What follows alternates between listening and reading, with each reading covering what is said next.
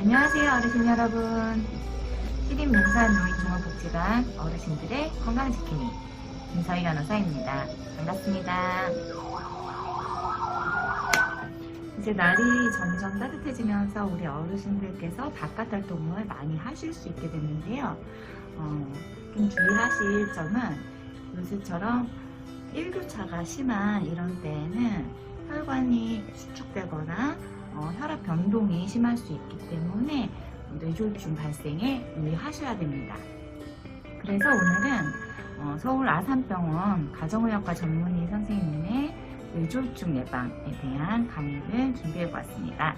함께 보시죠.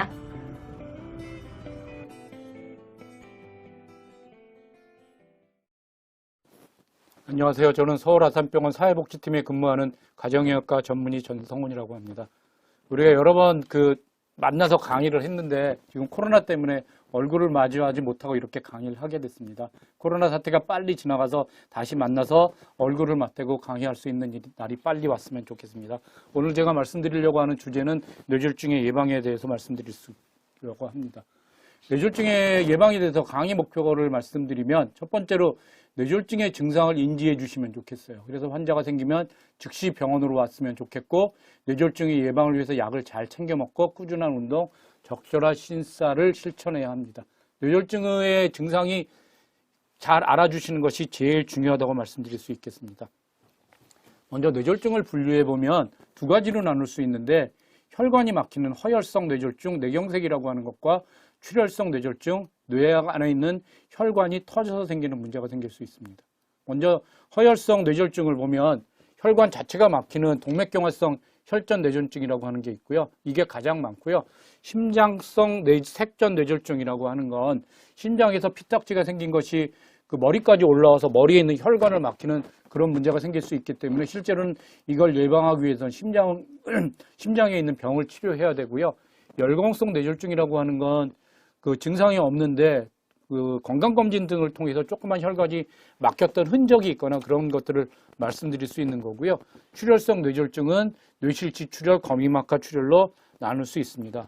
먼저 심장에서 오는 뇌졸중을 보면 여기서 보이는 것처럼 심장에서 1번이라고 보는 게 왼쪽 심방의 심방세동이라고 하는 건 심장에 피가 잘 움직이지를 못해요. 그래서 피가 잘 움직이지 못하면 2번으로 가는 혈전이 생기고 피딱지가 생기는데 그 피딱지가 좌심실로 와서 그게 대동맥을 타고 그 다음에 혈전이 혈류를 타고 목동맥을 통해서 총겨동맥, 뇌경동맥, 그 다음에 뇌로 가는 동맥혈관으로 올라가서 그게 혈관을 막으면 그쪽에서 뇌졸중이 발생할 수 있는 그런 일이 생길 수 있으세요. 그래서 여긴 지금 심방세동 때문에 어떤 걸 치료해야 되냐면 왼쪽 심방의 심방세동을 치료하면 뇌졸중을 예방할 수 있으니까 심방세동이 있다고 하면 피를 맑게 하는 약을 잘 쓰시면 좋겠어요.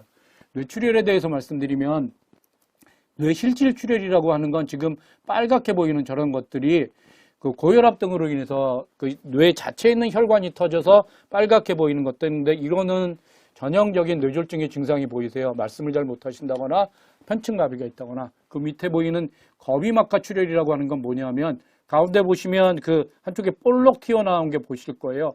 그게 뇌동맥류라고 해서 뇌로 가는 혈관에 꽈리가 생기는 건데 그 꽈리가 생기면 CT에서 어떻게 보이냐면 옆에 있는 것처럼 가운데 이렇게 보이는 게 아니라 거미막하를 줄여서 밑으로 이렇게 보이기 때문에 보이는 것처럼 빨갛게 보이는 게 이렇게 완연하게 퍼져 있는 게 보이세요. 그래서 뇌실질 출혈이라고 하는 건 뇌경색이 생길 수 있고 거미막하 출혈의 특징적인 증상이 뭐냐면 지금까지 겪어보지 못한 두통이에요. 내가 편두통이나 이런 것들이 있는 분들은 만성적인 두통이 아니라 내가 지금까지 겪어보지 못한 머리에 통증이 생긴다고 하면 이 거미막하 출혈을 제일 먼저 의심하게 됩니다. 그러면 여러분들이 뇌졸중의 증상이라고 하는 것들이 여러 가지가 있을 수 있는데 이런 증상이 있을 때 뇌졸중을 많이 걱정하시더라고요. 양쪽 손발이 시리거나 저리거나 특히 양쪽인 경우에는 거의 그런 경우가 없고요. 그 다음에 손, 발 시리거나 저리거나 이런 것들은 말초 신경에 문제가 있다거나 그 다음에 뇌나 허리에 문제가 있을 때 되게 그런 문제가 생기고 한쪽인 경우에는 아주 드물지만 그럴 수 있는데 양쪽인 경우에는 그렇지 않기 때문에 손발이 시리거나 저리거나 그러면 뇌졸중보다는 딴 걸 먼저 생각하고요. 그 다음에 뒷목을 이렇게 자꾸 TV에서 다 그 뇌졸중을 표시하고 할 때 아들하고 싸우다가 이렇게 뒷목 잡고 쓰러지니까 뒷골이 아프면, 뒷골이 뻐근하면 뇌졸중이 생기는 것 같다, 뭐 뒤로 가는 혈관이 막힌 것 같다 말씀하시는데 실제로는 그런 경우는 없습니다. 그 다음에 뒷목이 아픈 게 고혈압의 증상이 있을 수 있긴 한데 고혈압을 치료해도 그 뒷목 뻐근한 게 없어지지 않는 경우도 있기 때문에 이거는 뇌졸중 증상보다는 딴 걸 먼저 생각해 가야 되고요. 손이 떨린다고 하는 증상은 원인을 밝히지 못하는 경우가 제일 많고요. 그 다음에 파킨슨신병이나 다른 질병을 먼저 생각하기 때문에 이런 증상이 생기는 건 뇌졸중보다는 딴 질병들을 먼저 생각하는 겁니다. 그럼 뇌졸중의 특징이 뭐냐면 갑자기 나타나요. 여태까지 뭐 증상을 너 뇌졸중 걸릴지 모른다 이렇게 하는 게 아니라 갑자기 나타나고 어지럽다고 자리에 우러나다가 말 못하고 움직이지 못하는, 여기 갑자기 말 못하는 증상, 움직이지 못하는, 식사한다 갑자기 손에서 쿡 떨어지면서 젓가락을 떨어뜨린 이런 경우로 갑자기 생기는 거기 때문에 이럴 때 빨리 병원에 가야 되는 게 중요하세요. 편측마비를 진단하는 게 뭐냐면 여기 그림에서처럼 두 손을 하다가 한쪽이 제대로 올리지를 못하고 이렇게 떨어지는 것을 관찰할 수 있습니다. 이쪽에서 보면 왼쪽에서 지금 그 편측마비가 생긴 거고요. 그 다음에 언어장애는 뭐냐면 언어장애는 알아들어서 우리가 생각해서 말을 할 수 있어야 되는데 어느 그 단계에 어디에 문제가 있어도 말씀을 못하는 거예요. 그래서 랄랄랄라 하는 것처럼 말을 잘 못하거나 소리를 못 내거나 그 다음에 알아듣지 못하거나 어느 단계에 문제가 있든지 간에 말씀을 못하시는 이런 문제가 생길 수 있고요. 그 다음에 이분들 왼쪽이 문제가 생기는 건데 입꼬리가 처진다, 뭐 구안화사라다, 안면신경마비다 이렇게 말씀드릴 수 있는데 이게 뇌졸중에도 오실 수 있어서 이해해 보시면 지금 보신 것처럼 왼쪽 입이 처지고 그 다음에 주름이 없다거나 이런 문제가 생길 수 있어서 이런 증상이 생기시면 뇌졸중을 제일 먼저 의심해 주시면 좋겠어요. 그래서 편측마비, 그 다음에 언어장애, 발음장애가 있을 때, 그 다음에 의식을 완전히 잃거나 의식장애가 있을 때, 시력장애는 뭐냐면 이 뇌졸중이나 이런 것들이 시신경을 다른 쪽에 문제가 생기면 문제가 생길 수 있어서 그런 증이 생길 수 있고요. 그 다음에 어지러움증은 뇌졸중이 손해나 이런 쪽에 생겼을 때 어지러움증이 뇌졸중 때문에 생길 수도 있습니다. 지금 아까 말씀드린 심한 두통이라고 하는 건 지금 그 꽈리가 터져가지고 거미막하 출혈이 생길 수 있으니까 그런 거, 그 다음에 안면마비, 연화곤란, 잘 이상하게 움직이게 되는 이런 일이 생길 수도 있어요. 그러면 즉시 큰 병원 응급실로 오셔야 됩니다. 왜 큰 병원 응급실로 와야 되느냐? 큰 병원 응급실에서 와서 진단을 해야 되는데 현재 진단은 CT로 진단하기 때문에 여기서 말하는 큰 병원이라고 하는 건 당장 CT를 할 수 있는 병원, 그 다음에 치료를 넘어가게 되면 스텐트 하는 경우가 많이 있으니까 CT를 찍을 수 있고 스텐트 시술을 할 수 있는 병원에 오시게 되면 100% 회복이 될 수도 있기 때문에 여기서 큰 병원을 강조하는 이유는 진단과 치료 두 가지 다 때문에 그렇습니다. 그 다음에 하시면 안 되는 일이 여기도 있는데 병원에 가지 않고 병원에 오면 되지만 그 인지상정이 뇌졸중을 발생하고 말씀 잘 못하시고 하면 그냥 손발 주무르고 침 놓고 그 다음에 손 따고 이런 일을 하시게 되는데 뇌졸중은 발생하면 손끝 따고 기다리는 좀 무모한 일인 거고요. 그 다음에 한의원으로 가거나 팔다리 주무르고 거기 가서 침 놓고 기다리는 역시 무모한 짓.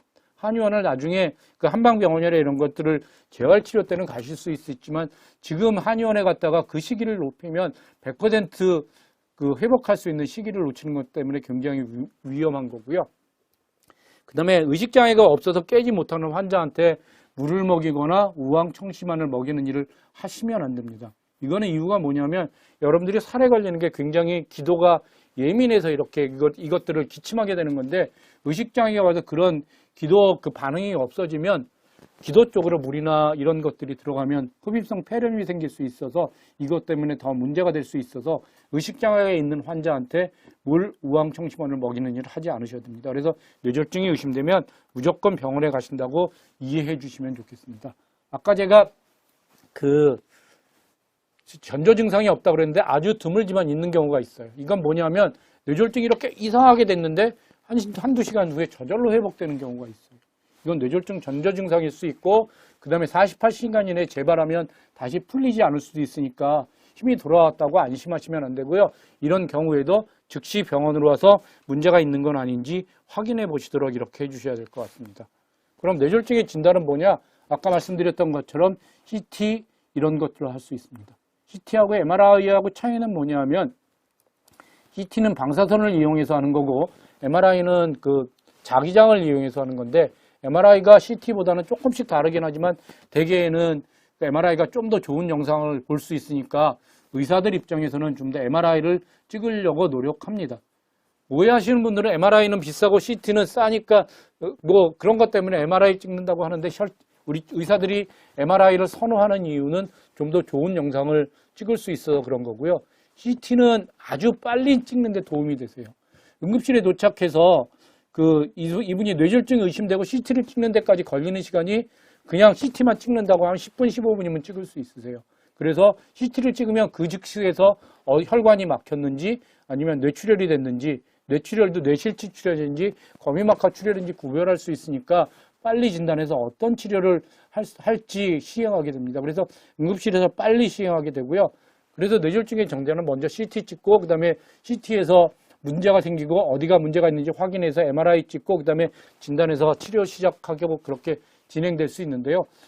그 MRI를 찍을 수 있는 상황이고 MRI가 더 좋다고 하면 MRI를 먼저 찍기도 합니다. 여기서 MRA라고 하는 것들을 볼 수 있는데 그 MRA라고 하는 건 같이 MRI 검사해 보신 분들은 알겠지만 그 동굴 같은 데 이렇게 30분 내지 40분 누워 있는데 혈관 그 컴퓨터에서 영상을 만들어 주는데 그 혈관만 다시 만들어주는 그런 영상을 만들어줄 수 있으세요. 그래서 어느 혈관이 막혔는지 어느 혈관이 좁아져 있는 것까지 진단할 수 있어서 MRA 검사를 같이 시행할 수도 있습니다.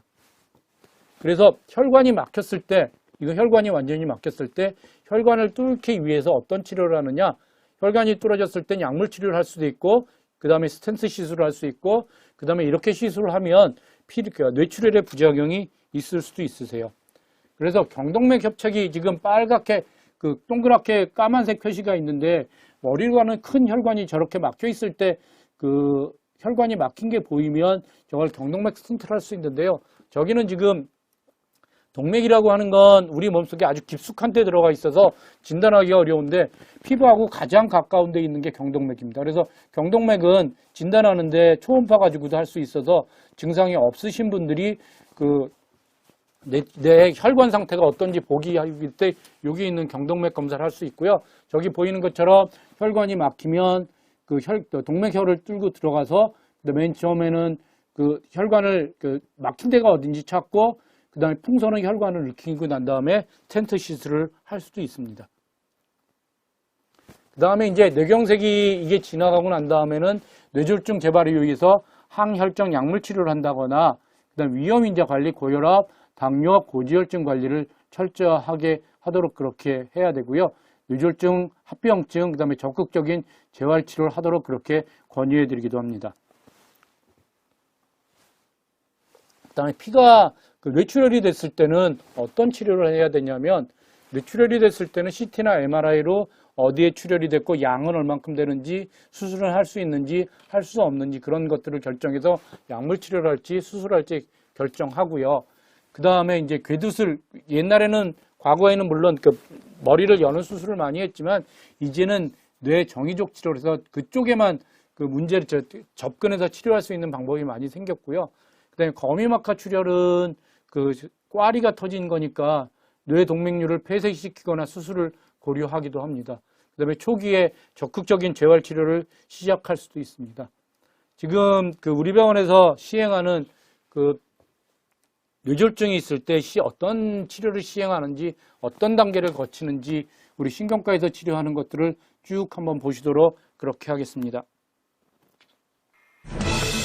전 세계 인구 6명 중 1명이 일생 중 한 번은 경험하는 질병. 6초에 1명씩 이로 인해 사망하며 현재 약 3천만 명이 후유증을 앓고 있는 질병, 바로 뇌졸중입니다.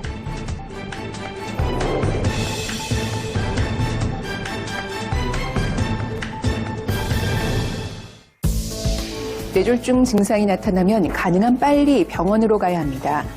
뇌졸중은 갑자기 발생하는 것이 특징인데 대표적인 증상을 기억해 놓는 것이 좋겠습니다.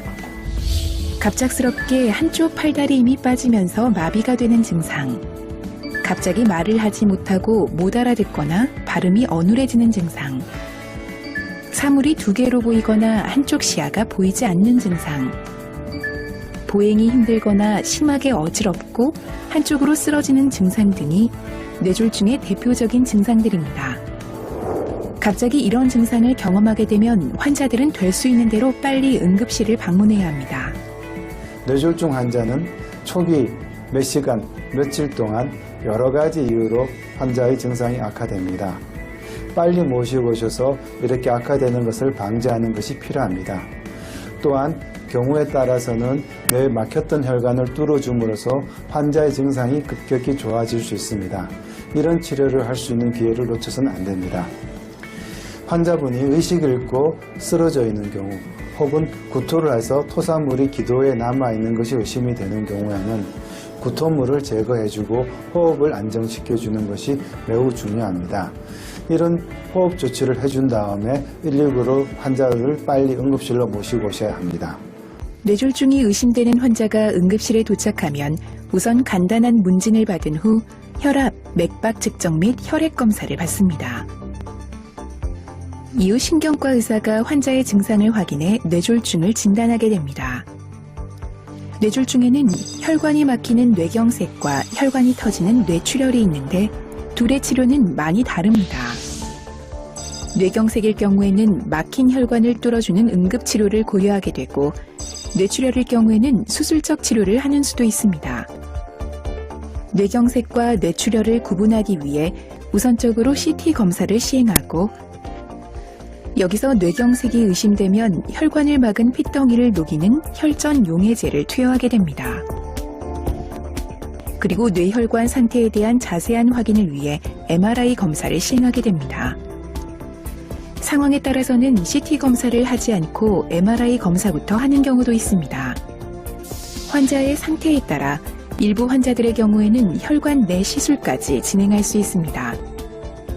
혈관 내 시술이란 긴 관을 혈관 속에 집어넣어 치료하는 것을 말하는데 뇌혈관을 막은 핏덩이를 직접 끄집어내거나 좁아진 뇌혈관을 스텐트라는 그물망을 이용해 넓혀주는 방법이 있습니다. 응급치료를 받은 환자들은 뇌졸중 증상이 심해지지 않는지 관찰하기 위해 신경과 중환자실이나 뇌졸중 집중치료실에서 24시간 지속적인 모니터링을 받게 됩니다. 뇌졸중 발생 후 일주일 이내에는 뇌졸중 증상이 심해질 수 있기 때문에 수액 및 혈전 생성을 예방하는 약물 치료를 받게 됩니다.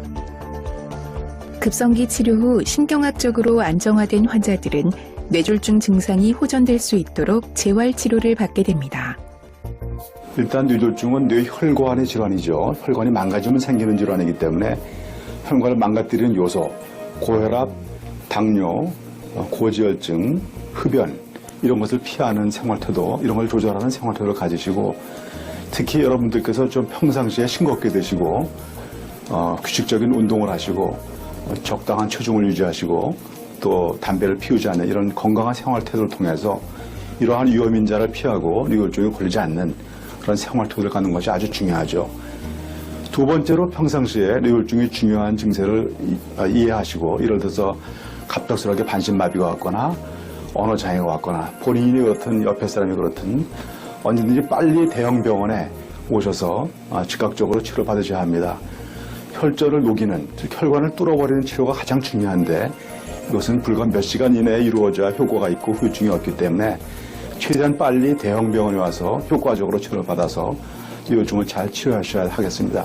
이 두 가지 점을 제가 강조하는 바입니다. 뇌졸중은 치료보다 예방이 우선입니다. 하지만 일단 뇌졸중 증상이 발생하면 무엇보다도 먼저 빨리 내원하셔야 합니다. 시간을 놓쳐 뇌를 잃어버리는 일이 생기지 않도록 시간은 곧 여러분의 생명입니다. 그래서 이번에는 뇌졸중의 예방에 대해서 말씀드리겠습니다. 뇌졸중의 증상은 잘 숙지해 주시고요. 증상이 있을 때 병원에 빨리 오도록 해주시면 좋겠습니다. 뇌졸중은 지금 뇌로 가는 혈관의 문제이기 때문에 뇌출혈은 사실 혈압 조절을 잘하는 게 제일 중요하고요. 그 다음에 이제 동맥경화에 대해서 말씀드리려고 하는데 혈관 나이를 계산해 보는 것을 한번 해보려고 합니다. 우리가 어떤 걸 알고 있으면 혈관 나이를 계산해 볼 수 있냐면 나이나 그 다음에 비만, 콜레스테롤, 중성지방, 그 다음에 담배 피는 거, 아스피린 이런 것들을 먹고 있는지를 보면 그 혈관 나이를 한번 계산해 볼 수 있는데요. 먼저 65세 남자분이세요. 170cm고 85kg니까 체질량 지수가 29니까 상당히 풍채가 좋으신 분이세요. 혈압약만 듣고 있고 밑에 보시면 운동을 거의 매일 하니까 본인 건강에는 아주 자신이 있는 분이세요. 뭐 운동도 열심히 하고 내가 매일 운동하는데 내가 건강에는 자신 있고 나이도 아직 얼마 안 되고 젊은 사람도 이길 수 있다 이렇게 하시는 분인데 혈압을 재보니까 140에 89였고요. 그 공복시 혈당은 120이니까 공복시 혈당 기준으로 해서 보면 100 미만이 그 정상이고 126 이상 되면 당뇨라고 할 수 있으니까 뭐 당뇨약을 드실 정도는 아니긴 하지만 혈당이 약간 높으세요. 그 다음에 콜레스테롤을 보면 그 HDL이라고 하는 좋은 콜레스테롤은 65니까 상당히 좋은 거고요. LDL 콜레스테롤은 약을 먹지 않은데 125라고 하는 건 약간 높을 수 있고요. TG라고 하는 건 중성인 지방인데 되게 150까지를 정상으로 보는데 250 정도 나왔으니까 약간 높은 편이세요. 아버님께서 뇌졸중, 심장마비의 가족력이 있고 담배를 하루에 한 갑씩 피세요. 그 다음에 소주를 한 병 드시는데 일주일에 2번 정도 드시세요. 이분은 운동을 거의 매일 하니까 본인 건강에 자신을 가지고 있긴 하지만 혈관 건강 나이를 계산해 보면 77세세요. 12살이나 많죠. 조심해야 될 게 뭐냐면 첫 번째로 담배 끊는 거, 그 다음에 술 안 먹는 거, 그 다음에 혈당, 그 다음에 중성지방 이런 것들이 조금 높으니까 체중을 조금 줄이면 어떻겠나 이렇게 권유해 드릴 수 있어요. 운동은 거의 매일 하시니까 뭐 그거는 고칠 게 없겠지만 그런 것들을 좀 더 노력하시도록 그렇게 권유해 드렸던 분이고요. 69세 여자분이세요. 이분은 158cm고 체중이 67kg니까 체질량 지수가 26이니까 그냥 보기 좋으신 정도로 약간 그 마른 체질은 아니지만 그냥 보기 좋으신 연세 드신 어르신들의 보기 좋으신 그런 정도고요. 고혈압약, 고지혈증약 복용하고 있고 의사가 권유해서 아스피린 같이 먹고 있습니다. 혈압 재봤더니 136에 87로 약간 높긴 하지만 문제될 정도는 아니고요. 혈압 관리하는 기준이 우리가 140에 90 이하로 유지하도록 그렇게 권유하고 혈압 관리하는 목표가 그 정도니까 이 정도면 괜찮고요. 그 다음에 HDL은 55, 좋은 콜레스테롤은 55로 약 좋은 정도고요. LDL 콜레스테롤은 나쁜 콜레스테롤인데 고지혈증 약을 복용하셔서 그런지 89로 아주 낮은 상태를 유지하시고 계시고요. 중성지방도 140으로 문제 없습니다. 이 어르신은 매일 운동은 못하지만 주 3, 4일 정도로 꾸준하게 걷기를 열심히 하시는 분이시고요. 그 다음에 그 연세가 있으심에도 불구하고 일을 하고 계셔서 매일 운동은 못하시고요. 뇌졸중, 심장병, 가족력은 없으세요. 이분 혈관 건강 나이는 65세세요. 이분이 지금 뭐 고혈압약, 고지혈증약, 아스피린을 먹고 있으니까 앞에 분보다 약을 많이 먹고 있기는 하지만 지금 술, 담배 안 하시고 운동을 매일 하지 못하더라도 꾸준하게 하고 있어서 오히려 혈관 건강 나이는 65세로 좀 더 낮으세요. 그래서 우리가 이렇게 혈관의 건강을 유지하기 위해서는 약을 먹더라도 술, 담배 끊고 운동 열심히 하고 이런 것들이 제일 중요하다고 말씀드릴 수 있겠습니다. 그 다음에 또 한 가지 이제 제일 많이 물어보시는 게 뭐냐면 MRI하고 MRA가 어떻게 틀리냐. 내가 지금 증상이 없는데 뇌졸중이 없고 아무 증상도 없는데 내가 뇌졸중이 있는지 없는지 그런 검사를 해보고 싶다.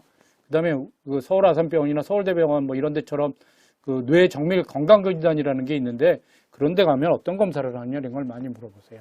첫 번째로 초음파를 하게 되는데 초음파는 아까 말씀드렸던 경동맥 이쪽으로 이렇게 올라가는 경동맥이 그 초음파로 볼 수 있어서 지금 혈관 상태가 어떤지 얼마나 두꺼워졌는지 이렇게 볼 수 있고요. MRI라고 하는 건 뇌를 이렇게 단면으로 잘라서 보니까 옆에서 보이는 것처럼 이렇게 단면을 잘라서 보는 거고요. 그다음에 MRA라고 하는 거는 그 검사하는 사람 입장에서는 똑같지만 이렇게 혈관만 나타나 보여줄 수 있도록 그렇게 할 수 있어요. 그래서 지금 이쪽 MRI나 MRA는 다 정상인데 MRA에서 알 수 있는 건 뭐냐면 꽈리가 있는 걸 알 수 있다거나 혈관이 좁아져 있다는 걸 알 수 있어요. 그래서 만약에 두 가지 중에 어떤 걸 검사하냐고 증상이 없는 사람이 저한테 물어본다면 저는 MRA를 해보라고 권해드리고 싶습니다. MRI는 그 증상이 있거나 환자한테는 반드시 필요하지만 MRA를 검사해보라고 권유해드릴 수 있고요. 그 다음에 이제 병원에 따라서는 두 개를 같이 하는 게 가장 효과적인 거긴 합니다. 비용이 좀 많이 드는 그런 문제가 있을 수는 있습니다. 그래서 어쨌든 내가 증상이 없는데 MRI 검사를 해보고 싶다 하면 MRA가 포함된 검사를 하시도록 그렇게 해보시면 좋을 것 같습니다. 그럼 이제 뇌졸중의 예방을 위해서 해야 되는 건 뭐냐면 뇌졸중의 예방을 위해서 중요한 건 그 생활 습관 개선이 중요한데 규칙적인 운동, 올바른 식사, 담배 끊고 술 끊고 체중 유지라고 써 있는데 체중 감량이라고 쓰이지 않은 이유는 우리가 연세가 드신 어르신들은 체중을 줄이면 안 되세요. 특히 65세, 70세가 넘어가시면 체중이 준다고 하는 게 여러분들 영양 부족하고 그것 때문에 문제가 생기는 신호가 될 수 있기 때문에 체중 줄이려고 노력하지 마시고 체중을 늘리지 않고 지금 체중을 그대로 유지하도록 그렇게 노력하시는 게 중요합니다. 그 다음에 약물요법은 그 고혈압약이 제일 중요하세요. 뇌졸중은 고혈압하고 제일 밀접한 연관이 있기 때문에 고혈압을 철저하게 조절하는 게 중요하고 그 다음에 당뇨병, 고지혈증, 그 다음에 필요하면 아스피린들을 먹어서 그 항응고제를 쳐서 피를 깨끗하게 할 수 있도록 그렇게 노력해 주시는 게 중요하세요. 그 다음에 식사요법은 뭐냐 하면 식사요법은 제일 중요한 게 칼로리를 초과하지 않는 게 중요하세요. 그 다음에 영양 잡힌 그 균형 잡힌 영양이 균형 잡힌 식사를 한다고 하는 건데 한국에서 부족한 음식이 뭐냐면 단백질은 부족하고 탄수화물은 많이 드세요. 단백질이라고 하는 건 생선이나 고기 아니면 달걀 이런 것들을 좀 더 많이 먹었으면 좋겠고 탄수화물은 여러분들이 좋아하시는 밥, 떡, 국수, 빵 먹기는 좋고 값이 싸기는 하지만 그런 것들을 너무 많이 먹으면 여러 문제가 생기세요. 흔히 얘기하면 그 기름진 건 나쁜 거고 채소는 좋은 거라고 생각해서 탄수화물을 만드는 것들이 채소나 비슷하니까 그런 것들을 좋다고 생각하시는데 여러분들 부족한 게 많이 있으니까 지금 생각할 때는 고기나 그 생선을 조금 더 많이 드시도록 노력해 주시고요. 그 다음에 식이섬유를 많이 섭취하고 염분을 줄이고 지방의 과다 섭취는 지방을 많이 먹게 되면 특히 트랜스 지방이나 포화 지방을 많이 먹게 되면 그 혈관이 막히는 일이 많이 생길 수 있고요. 그다음에 정상 체중을 유지하고 술을 적게 마시고 당뇨가 있으신 분들은 가능하면 단순당을 피하시도록 그렇게 노력해 주시면 좋겠어요. 그다음에 이제 운동에 대해서 말씀드리면 가능하면 많이 움직이시도록 하시면 좋겠어요. 집안일을 하셔도 그것 때문에 사망률이 감소되는 보고가 있기 때문에 어떤 의미로든 많이 움직이시도록 그렇게 노력해 주시면 좋겠어요. 운동이 아니어도 좋습니다. 그 다음에 중등도 운동은 그 운동하는 정도는 어느 정도냐면 일주일에 150분이 중요한 이상 하셔야 되는데 이건 최소한이세요. 하루에 10분씩 15번 해도 좋고 하루에 150분 해도 좋고 그게 그 효과는 비슷하고 알려져 있는데 가장 좋은 건 하루에 한 30분 이상씩 해서 5일 이상 운동하는 게 중요하시고요. 그 다음에 일주일에 2번 이상 근력 운동을 하시도록 그렇게 해주시면 좋겠어요. 그 다음에 노령층에서는 지금 연세가 드신 어르신들은 낙상을 예방하기 위해서 운동을 지속하시는 게 굉장히 중요하세요. 그래서 균형 감각, 근력 강화, 하지 운동, 유연성 운동 이런 것들이 굉장히 중요하십니다.